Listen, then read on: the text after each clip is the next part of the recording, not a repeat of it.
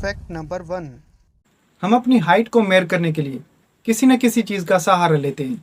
पर अगर आप इन दोनों हाथों को फैला दें कुछ इस तरह से और फिर एक फिंगर से दूसरी फिंगर तक का डिस्टेंस नापें, तो ये जितना डिस्टेंस होगा ना, बिल्कुल उतनी ही आपकी हाइट होगी। जितनी साइज़ आपके अंगूठे की होती है, बिल्कुल उतनी ही साइज़ आपकी नाक की होती है। अगर आप अपनी नेक का सरकमफ्रेंस लें तो वो बिल्कुल आपकी वेस्ट के साइज़ के बराबर होगा। Fact number 2।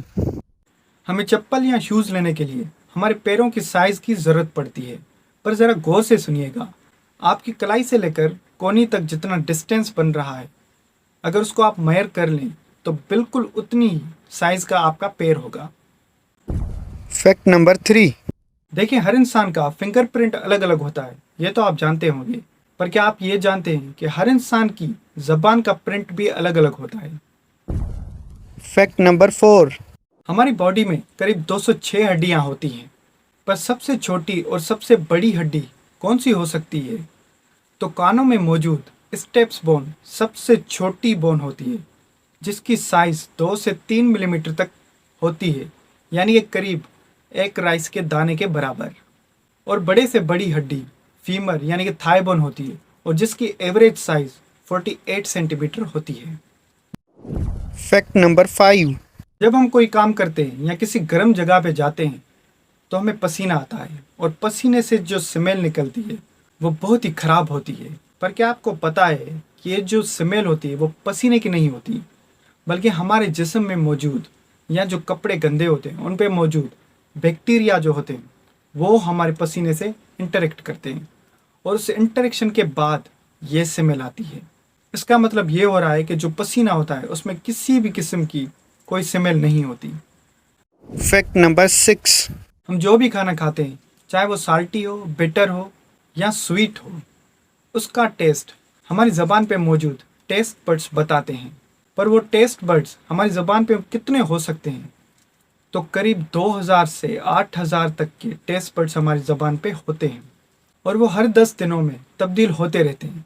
और जैसे जैसे इंसान की उम्र बढ़ती जाती है तो वैसे वैसे टेस्ट बड्स अपना काम करना कम कर देते हैं।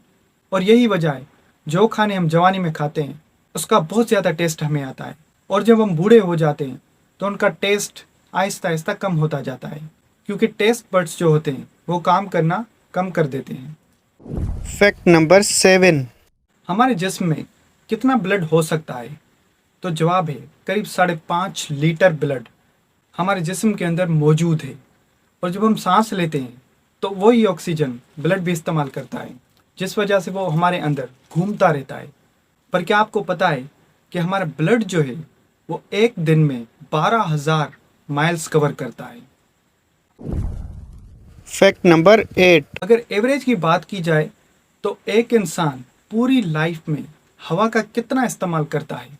तो पहले बताते हैं कि हर एक मिनट में जब हम लेटे हुए होते हैं तब 7.5 लीटर हवा की ज़रूरत पड़ती है, और जब हम खड़े हुए होते हैं तब 15 लीटर हवा की ज़रूरत पड़ती है, और जब हम वॉक करते हैं तब 23 लीटर की ज़रूरत पड़ती है, और जब हम भागते हैं तब 45 लीटर की ज़रूरत पड़ती है।